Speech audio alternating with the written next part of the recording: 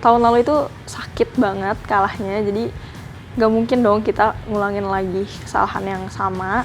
Dan kalau misalnya kalian nervous atau apa, itu cuman buang-buang waktu aja. Cuman percayain apapun keputusan lo orang, hasilnya apapun Tuhan yang menentukan.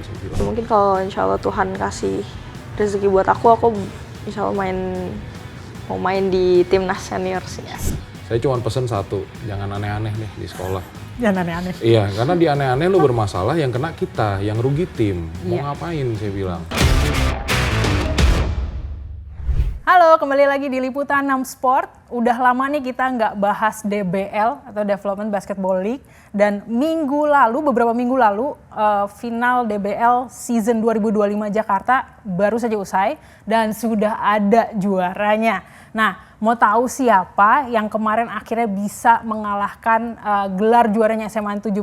Di sini sudah ada SMA Jubilee. Sudah ada Coach Christian di sini dan ada Kapten Tim Tasya di sini.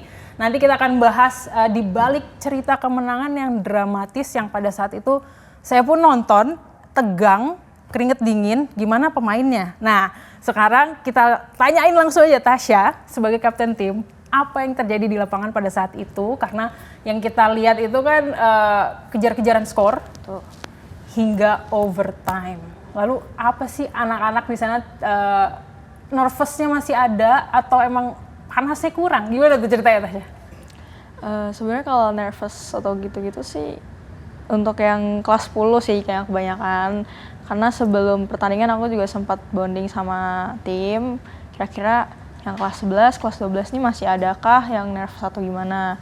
Nah, kebanyakan emang kayak kelas 10.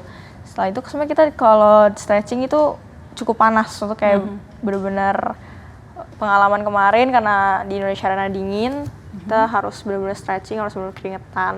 Kalau nervous itu yang kelas 10 dan tapi mereka bisa step up dan bisa ngelawan nervous itu sih. Ya, sebagai kapten tim, apa sih kata-kata apa yang encourage mereka supaya ayo guys, tahun lalu kita udah dramatis banget kekalahan kalian. Betul. Sorry maaf nih. Terus gimana nih kamu ngomong ke teammate kamu gimana? Aku ngomong kayak tahun lalu itu sakit banget kalahnya, jadi nggak mungkin dong kita ngulangin lagi kesalahan yang sama. Dan kalau misalnya kalian nervous atau apa, itu cuman buang-buang waktu aja, karena kita latihan tuh udah capek-capek banget. Jadi kalau kalian nervous kali ini, itu kayak percuma kalian latihan capek kemarin-kemarin, itu nggak ada gunanya. Itu yang membuat mereka kayak, ya kak kita harus ambil tahun ini. Oke. Coach Christian, ini kan overtime ya. Overtime itu kan, menjalankan overtime itu kan nggak gampang. Fisik lu udah setengah lah, malah udah nggak ada kayaknya fisiknya. Terus gimana nih coach bisa ngejaga ritme para pemain pada saat itu dan strateginya seperti apa sih udah sampai akhirnya bisa gas menang? Kita sih dari awal selalu tekenin sih di defense, karena defense itu buat saya penting banget untuk bisa menciptakan peluang.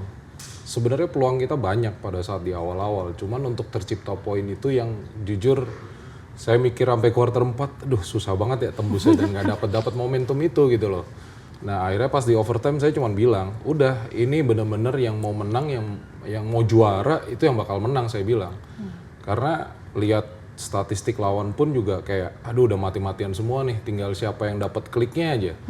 Karena kan kita dari awal tuh nggak pernah sempet leading kan, kita ngejar, kita seriin, kita kejar, kita seriin, kejar. Saya cuma di dalam berpikir satu, kasih deh kesempatan 2-3 kali atau kita bisa margin di atas 4 atau 6 poin, harusnya game ada di kita gitu. Tapi sampai detik terakhir kita sisa 1 menit ketinggalan 3 poin pun kayak, aduh gimana nih, udah ya pokoknya percayain lah anak-anak bisa memaintain, karena percuma kita mau sebagus apapun maintain anak-anak di lapangan hilang konsen, hilang fokus, terus saya terlalu push terus, kasihan gitu loh. Jadi saya cuma percayain apapun keputusan lo orang, hasilnya apapun Tuhan yang menentukan saya bilang.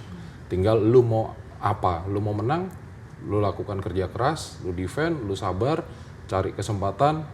Akhirnya momentum itu kelihatan di menit-menit overtime 2-3 menit tuh. Itu kelihatan banget iramanya jauh, mereka kelihatan yang nervous, yang tegang. Akhirnya ya puji Tuhan dapat momentumnya di kita. Apa yang membedakan dengan pertandingan tahun lalu?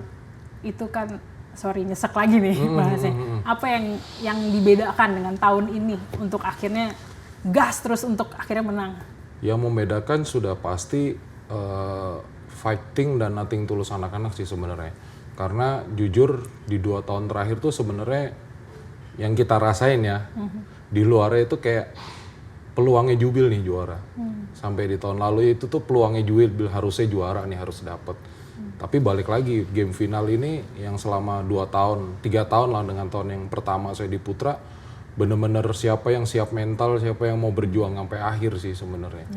Dan kita tahu banget tahun lalu kita hilang 8 orang untuk yang lulus. 2 berantem, yang 2 lagi baru gitu loh. Kita jujur struggling banget makanya di awal pada saat kita ngebentuk tim ini. Saya cuma tekenin ke anak-anak, lu percaya sama pemain lu percaya sama pelatih lu, siapapun pelatih lu nunjuk pemainnya dengan seleksi yang amat sangat ketat dan kebutuhan ini seperti apa yang kita mau kerjain gitu. Ya puji Tuhan semua anak-anak mau dengerin, mau ngejalanin, dan ya inilah hasil yang bener-bener saya appreciate buat anak-anak. Ini kan tahun ke-3, 4. Tahun keempat ya. Finalis. Coach Rian dulu pertama kali megang Putri itu kapan sih? Saya di 2023 untuk pindah. Tadi di 2002 pegang Putra, juara pertama kali. 2023 diminta dari manajemen untuk backup di Putri. Dan kebetulan langsung jadi head coach juga. 2024 lanjut, 2023 masih dipercaya. Untuk jadi pelatih seorang tim Putri itu kan gak gampang ya coach ya. Banget. Banyak drama. Banget. Karena ngalamin juga saya dengan coach yang harus menjaga perasaan cewek-cewek ini gitu ya. Gimana nih coach, gimana pertama kali mendapatkan harus megang tim cewek Jubilee? Yang pasti pertama kali diminta, saya sih rada, belum pernah punya pengalaman juga karena selama ini selalu pegang ya tim putra. Pernah dulu putri tapi ya cuman tim main-main doang itu, hanya kelasan ya sekolah ya ada cup-cup kecil-kecilan ikut udah selesai. Nah di saat Jubil ini punya komitmen jangka panjang dan saya jujur lihat pemainnya, waduh kok rada berat nih tugasnya. Tapi coba saya melakukan pendekatan ke anak-anak, ke orang tua. Ya puji Tuhan awalnya direspon dengan baik. Nah yang jadi ini kan karena terjun di dunia yang baru, nggak tahu lawannya, belum pernah ketemu coach Mario juga belum pernah, jadi rada ngeraba-raba nih, gimana ya, karena bener-bener di 2023 itu hanya persiapan 3 bulan, 1 bulan untuk persiapan North, habis itu 2 bulannya untuk persiapan ke Champion Series, dan sisa 2 minggu atau 3 minggu untuk ke Indonesia Arena. Itu pun waktu itu kepotong karena ada event Prapopnas juga. Jadi ya udah pengalaman pertama ya di final seru juga, momentum hilang di quarter 4. Ya disitulah belajar. Oke, next year nggak bisa karena kebetulan di tahun 2023 itu 2024 pemainnya kan hampir mayoritas hampir sama yang di 2023. Itu jadi disitulah kita coba, harusnya kalau emang Tuhan mengendakin dapat, ternyata belum rezeki. Baru tahun ini akhirnya finally. Terus gimana sih komunikasi dengan anak-anak cewek ini, kan teenager, cewek-cewek anak basket yang udahlah dibalik semua permasalahan basket ada permasalahan lain yang kadang-kadang dibawa ke lapangan. Itu gimana tuh coach? Yang pasti kebetulan saya punya pawangnya. Ada asisten saya coach Marwan yang jauh lebih dekat dengan anak-anak. Karena kebetulan coach Marwan ini dia membantu di beberapa tim yang kebetulan tim putri yang memang udah lama dampingin tim putri lah. Jadi kalau udah kelihatan gerasak gerusuk yang nggak jelas, dia cuma notice, coach ini ada kemungkinan ini, ya udah cari informasi, kita coba selesaiin. Ya puji Tuhan di tahun ini komunikasi kita terhadap semua pemain, terus kita banyak waktu untuk bisa ketemu ya, kemarin ngumpul, ngobrol, sharing apa.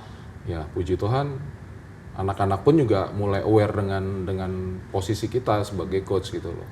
Gitu. Nah, dengan persiapan kita yang tahun ini benar-benar lebih panjang dari sebelumnya. Jadi anak-anak lebih mendalamin dan tahu apa sih kebutuhan di tim ini. Karena size kita kan kecil nih dibanding 70. Ya udah kita akalin caranya begini, kita cari video, kita lihat oh nih lo jagainnya begini, kita antisipasi nih ya. Puji Tuhan di final kemarin banyak yang ngakuin defense-nya sih sukses untuk mengantisipasi big man lawan. Oke. Nah kalau Tasya sendiri nih, Tasya melihat Coach Christian seperti apa sih kalau ngelatih kalian tuh kayak gimana sih? Fisik banget kah? Atau benar-benar hanya main pattern aja kah? Gimana tuh Tasya sama teman-teman yang lain gimana mendapatkan pendidikan dari Coach Christian? Kalau Koko sih lebih dia orangnya disiplin. Kalau misalnya dia kasih pattern itu banyak opsinya juga kan. Jadi dia tuh nggak cuman sesuai apa yang dia mau, tapi kita juga bisa ngembangin itu. Jadi ya nggak yang terpaku banget sama pattern, tapi dia juga ngasih kita free buat main apa aja dan kasih kepercayaan lah kalau kita tuh punya skill untuk jalanin aja gitu patternnya. Gitu. Tasya sebenarnya udah berapa lama sih main basket? Dari umur 7 tahun. 7 tahun? Iya. Di SD sudah main basket. Nih nanti setelah ini Tasya tahun terakhir ya? Betul. So next-nya apa nih setelah Tasya lulus nanti? Yang paling aku mau lanjut di kuliah, liga-liga kuliah juga. Terus habis itu ya mungkin kalau insya Allah Tuhan kasih rezeki buat aku insya Allah mau main di timnas senior sih. Timnas ya? Target Betul. utama adalah timnas? Betul. Kenapa? Gak tau, dari kecil pengen mimpi aja karena keren, terus juga bawa nama tuh jadi kayak pada tahu. Iya betul. Sukses, mudah-mudahan ya. Amin. Amin. Nah, Coach, ini Tasya kan dengan yang senior-senior bentar lagi juga udah cabut. Dan gimana sih Coach untuk meregenerasi? Karena kan penting banget regenerasi kan SMA gitu loh. Dan DBL kan akan ada setiap tahun pasti akan ada lagi. Gimana sih sistem untuk menjaga regenerasi ini supaya ya nggak mati aja gitu ya, terus untuk jaga kemenangan ini. Gimana Coach? Yang pasti apa tradisi yang kemarin kita coba mulai untuk di awal tahun ini kita akan pertahankan. Terus yang kedua kita lihat apa yang kurangnya, kita coba tambal dari evaluasi kemarin. Terus yang terakhir ya tinggal mencoba, yaitu yang seperti kakak bilang, latih cewek itu susah gampang gitu. Jadi ya kita bukan mempermainkan ya, bahasa itu kayak tahu mood dia ini lagi kemana. Karena ya beberapa anak kita akuin dengan aktivitas dia di klubnya masing-masing juga ada event dan sebagainya. Terus kebutuhan mereka yang lainnya, nah itu yang kita coba, ayo nih ada nanti waktu kita mau liburan bareng, ngilangin bonding. Terus kita mau ada plan mungkin event luar kota yang selain main tapi kita untuk chemistry anak-anak aja sih. Karena kalau tanding tuh bukan tandingnya yang dicari, ngumpul dan jalan-jalannya gitu loh. Itu yang bener-bener waktu yang kita bisa saling memahamin satu sama lain gitu. Karena jujur ya kita siapa sih pemain dari 12 yang nggak mau jadi star, 12 nggak mau bisa poin banyak atau bahkan pengen jadi bintangnya. Tapi ya saya selalu tekankan anak-anak, gue bilang ya lu berkompetisi dengan apa yang semaksimal kamunya aja gitu. Lu ngerasa kurang ya lu tambah, karena lu merasa kurang tapi lu nggak mau nambah. Jangan pernah mimpi lu bisa maksimal gitu loh. Nah, lu merasa banyak kurang, banyak lu tambah, ya kan? Dan lu udah bagus, jangan nyantai karena yang lain akan ngejar posisi kamu. Nah jadi untuk kedepannya saya akan tekankan ke anak-anak, kompetisi di intern kalian itu yang akan meningkatkan kamu punya perform sih sebenarnya. Dan untuk pemilihan nanti nextnya gitu kayak juniornya nih, itu coach udah milih dari zaman mereka SMP atau emang jemput bola nih ke SMP mana sampai keluar kota, apakah sampai segitunya kah atau gimana? Jadi kebetulan sih kita punya link teman-teman dari pelatih, terus kebetulan kita juga jubil ada tim scoutingnya. Karena kebetulan kita SD, SMP, SMA itu ada pelatihnya dan memang ikut beberapa event selama kita diterima, kita ikut. Jadi disitulah kita bisa melihat kayak oh ini ada ini atlet yang bagus nih, ada ini. Jadi di situ jadi salah satu referensi. Karena kita ada 3 tahap untuk seleksi. Yang pertama kita lihat open. Yang kedua kita pantauan, yang terakhir panggilan. Jadi dari seleksi inilah yang kita mencoba ya mencari yang best to the best-nya aja. Udah nemu, udah nemu. Ada Rahasia ya? beberapa sudah ada. Rahasia. Ada yang sudah oke juga. Oke. Tinggal karena kan ya masih SMP kan belum bisa ngikutin latihan. Jadi saat ini lagi seleksi intern dulu sih kelas 10, kelas 11 untuk preparation di tahun depan. Ada kayak gini, skill anak SMP dan SMA itu kan pasti beda banget. Apalagi nanti kuliah, Betul. beda lagi. Apa sih yang ditekankan sama Coach Christian untuk anak yang baru ini untuk nanti bisa ngejar senior-seniornya? Apakah fisiknya harus setara atau emang dia skillnya aja cukup gitu? Kalau saya sih lebih lihat ke IQ basket sih. Kenapa? Karena fisik itu bisa diukur, bisa kalau mau kayak kita mau fisik dia mau lari kuat nih 10 menit, ya asal dia latihan lari terus pasti bisa gitu kan. Terus dia mau power, kita bisa suruh mereka gym, angkat beban. Nggak mungkin seminggu 5 kali angkat beban, sebulan kemudian powernya tidak naik gitu. Tapi kan IQ basket itu kan banyak faktor. Contoh dari pengalaman dia bermain, kalau dia bermain di liga-liga biasa, ya udah standar dia kan di situ. Tapi kalau dia bermain levelnya makin tinggi, terus banyak ketemu yang luar-luar, dia bisa mengeksplor. Dan yang ketiga, ya itu kompetisi di timnya sendiri seperti apa. Karena saya nggak pengen anak itu merasa nyaman, oh tenang gue pasti tahun depan main lagi, kayaknya nggak ada, gue bilang. Kalau apalagi lu nyantai-nyantai, Betul. ya nyantai-nyantai, terus tahun depan lu pasti kepilih, nggak ada gitu. Nah itu yang kita coba terapkan sih. Oke. Nah, tahun depan dari sekarang ini udah mulai latihan full atau udah istirahat dulu deh, santai dulu, liburan dulu aja anak-anak. 2 minggu lagi baru liburan. Kemarin udah latihan tuh lagi ujian latihan karena kebetulan kan minggu besok ini kita ada event di Pulau Gadung ya. Nah, kebetulan kita putri ikut, jadi ya udah selesaiin, terus minggu depan kan hari Rebo mereka selesai ujian, Kamis terakhir minggu depannya mungkin baru liburan karena ada beberapa anak-anak kan yang udah punya agenda dengan klub masing-masing event akhir tahun kan. Jadi ya kemarin fokus di sekolah, sekarang ya udah kita kasih kesempatan mereka untuk fokus di klub masing-masing. Berarti strategi ke depan apa nih Coach? Sebelum mencapai ke season berikutnya, apa yang sudah ditanamkan sama Coach untuk anak-anak? Yang pasti sih latihan rutin yang kita nggak boleh bolong, yang kita punya standar. Terus gaya bermainnya tidak boleh dirubah, ditingkatkan lagi. Nah ini salah satu mungkin yang kita lagi mau susun adalah tambah latihan untuk strength and training aja. Strength and training? Iya, jadi ada latihan fisik apa segala itu yang kita lagi susun. Karena kita lagi siapin SMP dan SMA-nya. Kalau kemarin mereka kita kasih itu hanya yang tim DBL-nya saja. Oke. Itu setiap pagi latihan jam 6 ya, setengah 6 sampai jam 7 pagi. Habis itu langsung sekolah. Habis itu langsung sekolah. Masih konsen? Kok gini? Oke, Tasya, kamu kemarin tuh kepilih sebagai All Star, betul? First team. Sorry. Itu bisa diceritain nggak sih apa sih first team itu sebenarnya? First team, jujur aku juga kurang tahu first team second team itu gimana, cuman yang pasti nanti ketemu sama satu Indonesia yang kepilih first team sama second team itu dijadiin kayak seleksi lagi gitu sih. Seleksi lagi. Jadi mereka lihat mainnya gimana, konsistennya gimana. Setahu aku gitu. Masuk All Star itu ya? Iya, sampai ke All Star. Oke, terakhir sebelum Tasya out dari Gemini. Pesan untuk junior-junior Tasya supaya tahun depan masih itu juara digenggam.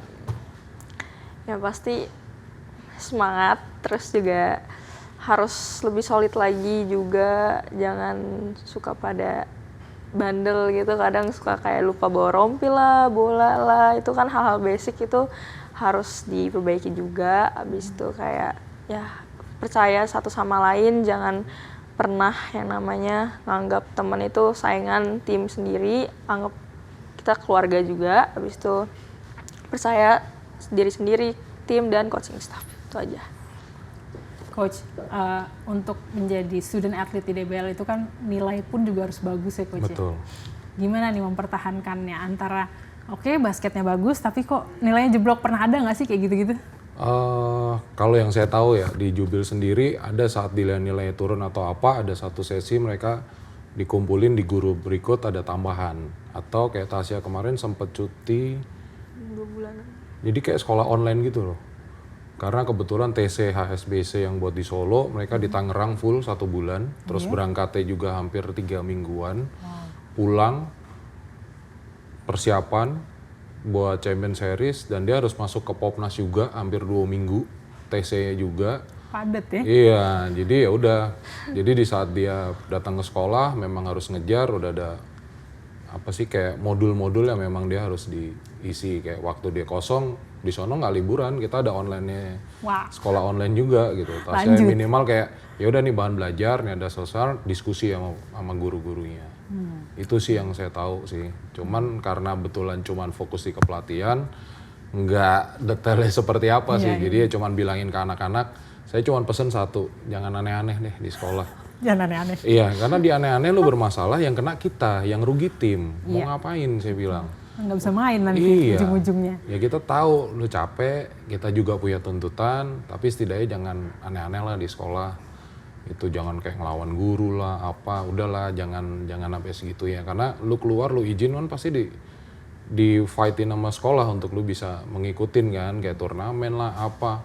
Kalau udah lu banyak-banyak, terus di sekolah lu songong, tim lu rugi karena lu disuspend gitu, nggak boleh ikut. Nah kan kita tim lagi persiapan, buat apa gitu, kita capek-capek gitu. Akhirnya ya sudah, untungnya dari pihak sekolah bisa mengerti, kita pun mengerti. Di saat memang urgensi sekali, pihak sekolah biasanya ngomong kok, coach yang ini tolong jangan diikutin dulu ya, dia harus ngejar. Oke, kita lihat dulu Pernah event. ada momen itu coach? Ada. Kayak kemarin Tasya kita mau coba persiapan di event Tunas Muda kalau nggak salah. Di SBC nggak main, ya udah nggak main. Gimana sih nggak main aja? Sedih dong. Ya udah sih. Ya. Gitu. Oh gitu ceritanya. Jadi ya Tapi Tasya sendiri pernah momen itu tuh pernah ada, jadi nggak bisa main segala macam. final wilayah nggak main dia. Region aku nggak main. Region finalnya nggak main. Merugikan banget. Nah kebetulan nggak. Oh kebetulan nggak. Menang akhirnya tetap. Menang, final tetap menang. Jauh. Oke. Berarti rata ya coach, maksudnya nggak semua harus Tasya terus. Oh enggak, karena kebetulan juga kan Utara nih tahun pertama diadain di Utara. Karena kan di tahun lalu dan sebelumnya itu North sama Central kan digabung. Oh iya. Nah kebetulan ya kan kita pantau terus kan tim-tim ya. Kalau pas begitu masuk Utara, kita bukan ngecilin ya, tapi kita lihat tim mana sih yang prepare seperti kita gitu loh. Karena kalau kita prepare seperti ini, yang lain enggak, lu sampai kalah kebangetan. Saya bilang sampai segitunya. Tapi kalau tim yang sama-sama kayak prepare bagus, ya entah kayak 70, mungkin Raffles Selatan, ya kita mungkin boleh ketar-ketir, tapi selama komitmen yang sekolah dan pelatihan dan anak-anak kita lakukan, ya mungkinan kayak kemarin di Utara sih kita nggak terlalu worry sih. Kalau untuk rivalry kan emang pasti 70 ya. Selain 70 ada nggak sih yang menurut kalian yang sama-sama berat dan ini tahun depan harus diawasin nih, nggak bisa nih kayak gini terus nih gitu. Mungkin Raffles. Selatan Raffles. Karena kebetulan Raffles itu kan afiliasi sama salah satu klub di Jakarta Pusat yang kita tahu pembinaannya juga bagus. Dan beberapa mereka diarahkan lah, bahasanya diarahkan untuk di tim. Kebetulan kemarin sama 70 ketemu di semifinal mereka.